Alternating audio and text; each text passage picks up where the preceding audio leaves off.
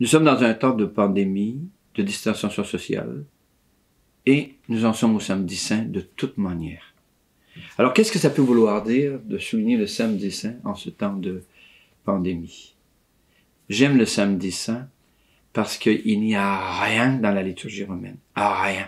Rien à l'église. Si vous avez eu par mégarde ou par occasion à entrer dans une église le samedi saint, il n'y a rien. Pas de décor, pas de nappe, rien. C'est vide, vide, vide.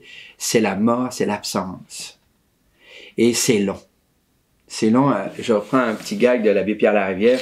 La vie, c'est comme une partie de golf. Il y a des journées où tout va mal, et le lendemain, c'est pire. Et le samedi saint, c'est ça. Il n'y a rien. Vous savez, des fois, on a des deuils, puis il y a des gens qui sont là, puis après les funérailles, les gens, ils s'en vont. On se retrouve seul avec ce que ça nous fait qu'un être cher soit mort.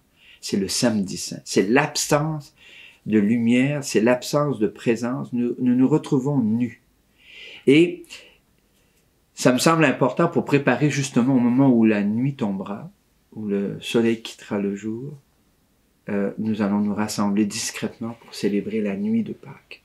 Parce que quand il n'y a plus aucun espoir, il nous reste une structure d'espérance. Il y a quelque temps, j'étais en Suisse et j'ai un petit bonhomme qui raconte à son grand-père comme ça. « Papa, est-ce que tu sais vraiment toute l'histoire de Jésus? » Il dit « Ben oui, je pense bien. » Il dit « Ben, ça finit mal, hein? C'est pas beau, hein? » Ben, ça finit mal, ça dépend jusqu'où tu regardes, hein? Et effectivement, l'histoire de Jésus, comme notre histoire en apparence, finit mal. Le terme ultime, hein, c'est la dégradation. Le général de Gaulle parlait de la vieillesse comme une tragédie. Alors, oui, apparemment, selon ce qu'on voit, la vie mène à la mort. Mais justement là, le renversement et l'espérance chrétienne, ce qui mène à la mort n'est pas final.